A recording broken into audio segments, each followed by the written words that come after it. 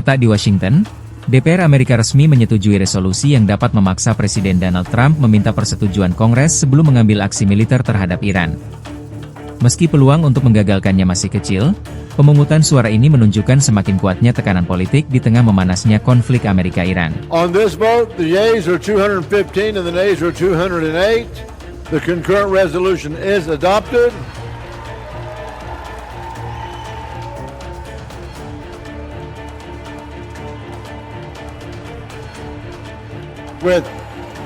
Without objection, the motion to reconsider is laid on the table.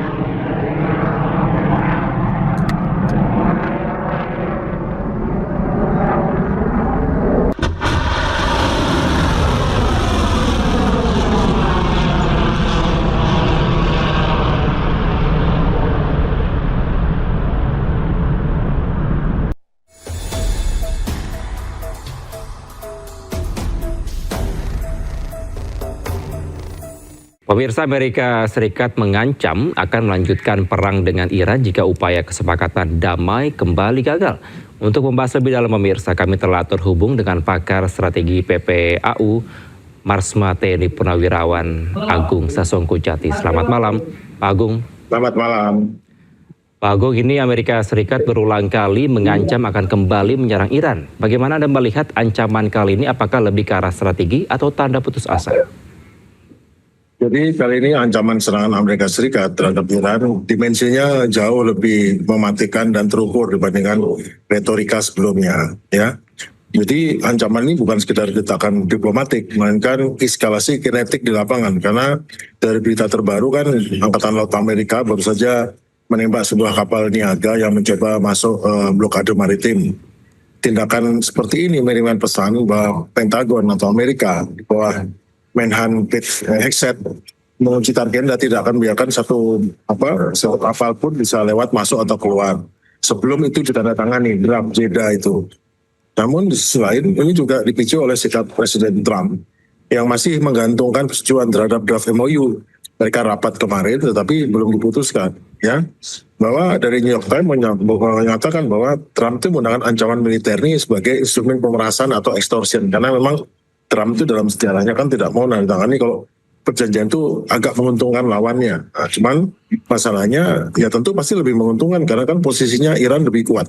Iran yang memegang Selat Hormuz ya berarti memang harus lebih menguntungkan Iran. Nah, sementara wakil presidennya J.D. Vance itu mencoba pendekatan lebih pragmatis ya. Tapi justru Trump malah memperluas ancaman dengan mengancam Oman. Siapa tahu kalau Oman berani membantu atau bekerja sama dengan Iran untuk mengatur Selat Hormuz dan intinya juga Teluk Persia atau Teluk Arab. Ya. Kemudian juga karena ada masalah juga bahwa Pentagon itu juga agak panik sebetulnya ya, karena ada berita bahwa sebetulnya beberapa pesawat yang jatuh pada minggu atau bulan lalu itu ditembak jatuh menggunakan rudal baru yang dikirim dari Tiongkok. Nah, itu yang menimbulkan masalah karena sekarang nggak bisa sembarangan mau masuk nyerang, itu tidak semudah itu karena ada kemungkinan yang sudah boleh digunakan pertahanan udara yang lebih canggih yang digunakan dengan bantuan dari Tiongkok ataupun dari Rusia untuk radarnya ya. Jadi sebagai kesimpulan bahwa negara adidaya Amerika yang sebelumnya sangat powerful, menguasai Teluk, memiliki banyak pangkalan militer di Teluk yang siap menghadapi Iran, namun sekarang masalahnya semua pangkalan hancur dan tidak ada satupun kapalnya yang berani masuk ke dalam Selat Hormuz, mendekat Teluk Oman saja tidak.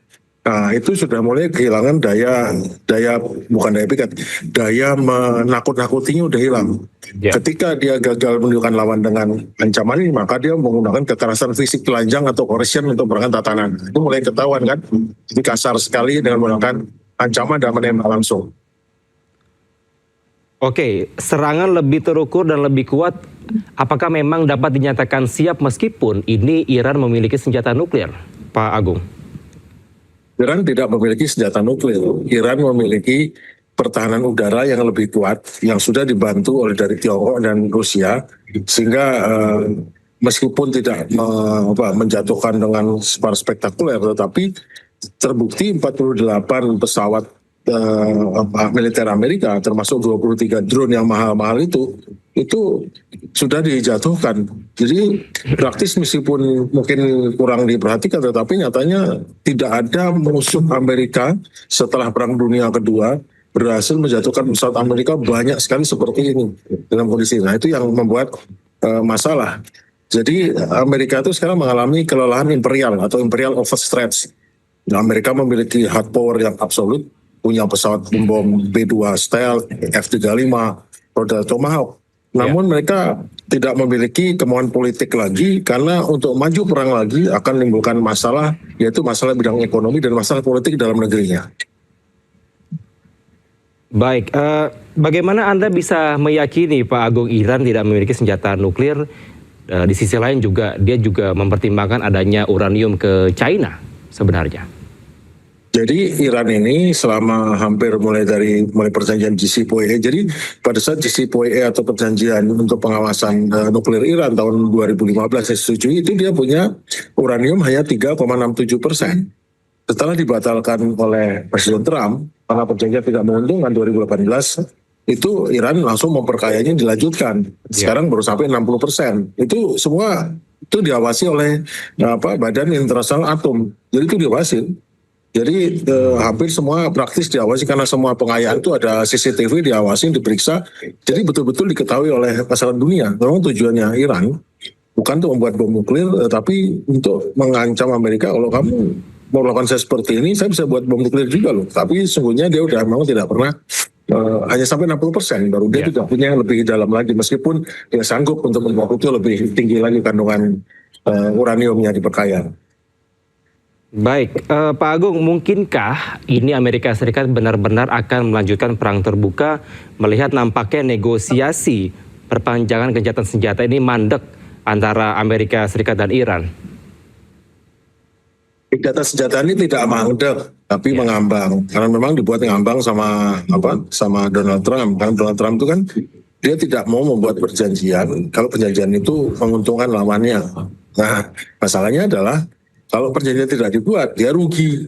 Sekarang kan kalau dulu biasanya kalau lawannya untung, dia berhenti aja gitu. Dia ruginya sedikit. Tapi masalahnya sekarang kalau saat perjanjian tidak ditandatangani dan tidak berlanjut, Amerika rugi besar karena makin lama minyak makin mahal, harga pada naik, nanti ada implikasi kepada ekonomi Amerika, ekonomi dunia, dan ekonominya, dan nanti kepada geopolitik, pada status politiknya dia pada saat pemilu setelah nanti, apalagi ekonomi Amerika bangkrut ya.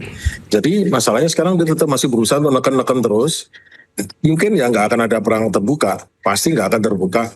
Namun yang terjadi mungkin hanya serangan-serangan skirmish, misalnya serangan-serangan seperti yang kecil-kecilan, nembak sini, nembak situ, kemudian nanti nembak kapal, nembak ini, ya dibalas sama Iran kemarin menghantam Kuwait, menghantam ke ini. Nanti itu yang terjadi sama Israel menyerang Lebanon, modelnya begitu. Jadi tidak ada akan perang besar yang seperti kemarin yang diserang itu, mungkin nggak lagi, karena itu sangat merugikan Amerika juga kalau sampai ekonomi terganggu. Baik, Pak Agung, tadi saya sempat menanyakan terkait Iran mempertimbangkan untuk menyerahkan uranium ke China. Menurut Anda bagaimana bila ini terjadi dan kemungkinan hubungan antara China dan AS seperti apa nantinya? Memang kan China sekarang adalah pesaing kompetitor Amerika. Ya nggak ada masalah, China udah punya ratusan hulu ledak nuklir. Kalau dia dapat tambahan uranium disimpan di sana nggak ada masalah kan. Tapi memang yang negara-negara yang memiliki kemampuan itu ya hanya 5 negara pemilik nuklir. Ya jelas nggak mungkin diserahkan ke Perancis sama Inggris yang punya, tapi pasti Rusia dan China. Jadi dulu yang merupakan penggaransi dalam CPOC yang pada bulan tahun 2015 itu kan Rusia. Jadi diserahkan sebagian uraniumnya ke Rusia. Nah, sekarang kalau jadi Cina ya mungkin nggak masalah. Cuman masalahnya adalah Amerika kan mau dia, tapi mau nggak mau, yang penting kan nuklirnya tidak di Iran, itu yang paling penting kan.